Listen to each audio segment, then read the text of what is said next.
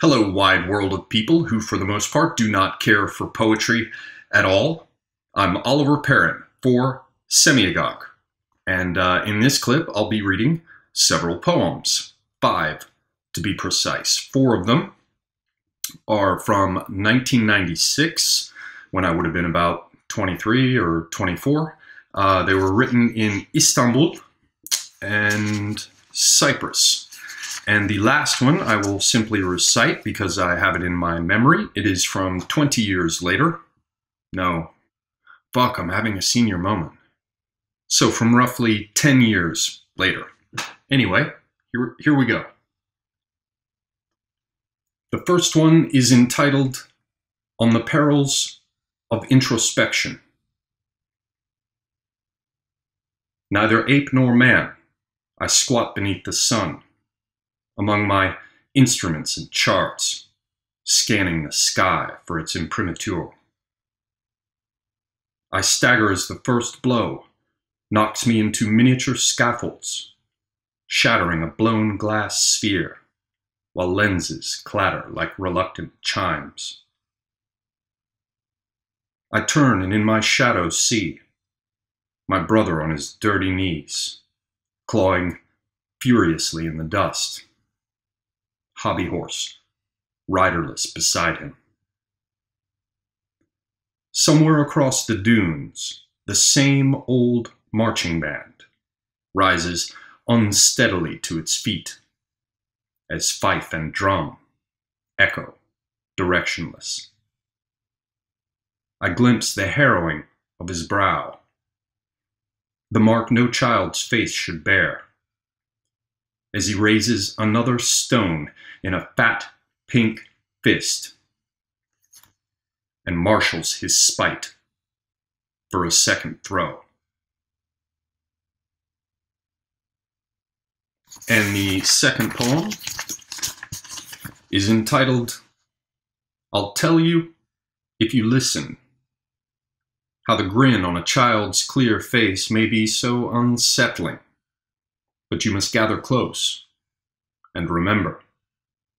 Drop your sacks of gray mortar, your dinted spades, and remember that no-limit moment before the windowless hovel of whys and wherefores raised its bald noggin over the teeming forest of could-have-been.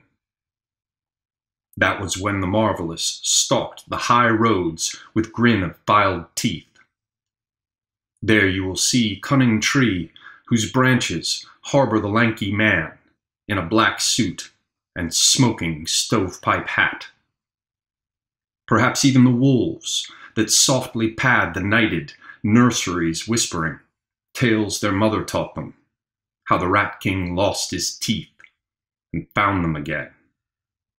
You may even see where your dreams come to rest, to draw strength for another night of scattering mousetraps for your lies. There in the garden, mounted backwards on a cross-eyed black goat. And the third poem is entitled Gravity. Some heights are so great, there is no fear in the fall. It's almost like a dream. Each patient sphere whispers consoling keys to those plummeting past.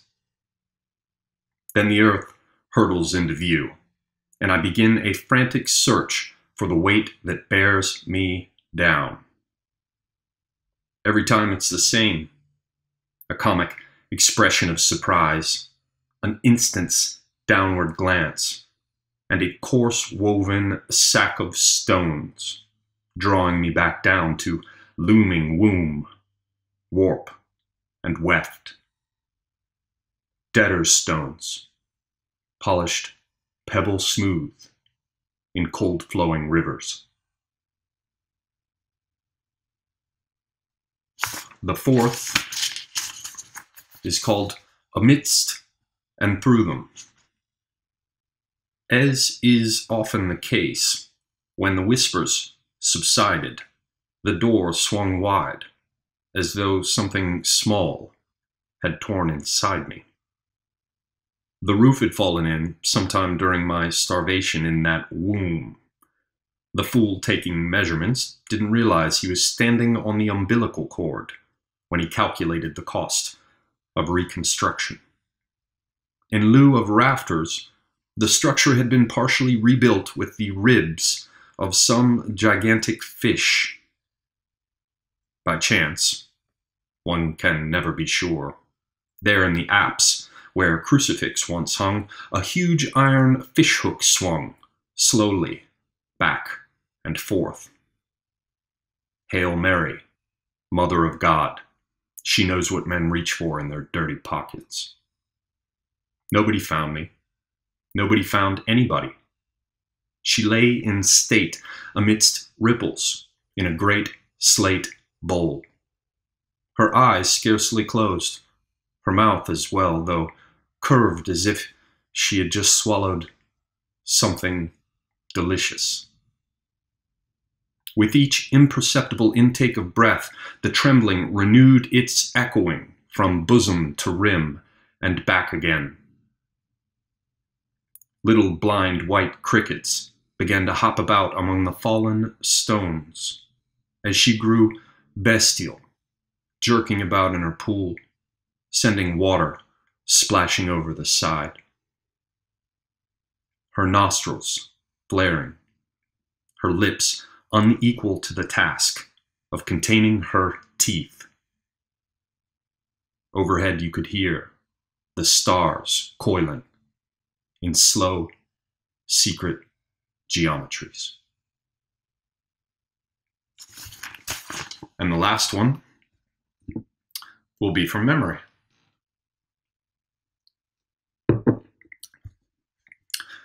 It's called Maybe.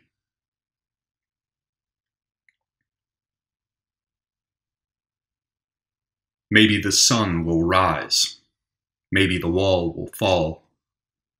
Maybe our hopes wait patiently for each of us and all. Maybe the years weren't wasted. Maybe the tales are true. It might be I was right to wait all these long years for you. The instant when the die is cast, the moment the wheel is spun. Together fate and choice can change the course our lives will run. But alone in the uncertain night, with no light but the moon, and the hot white sparks of a burning heart, I wish you would come soon. Maybe, might be, can be, could, and the withering weight of words like should. My love, my only wish. I only wish you would.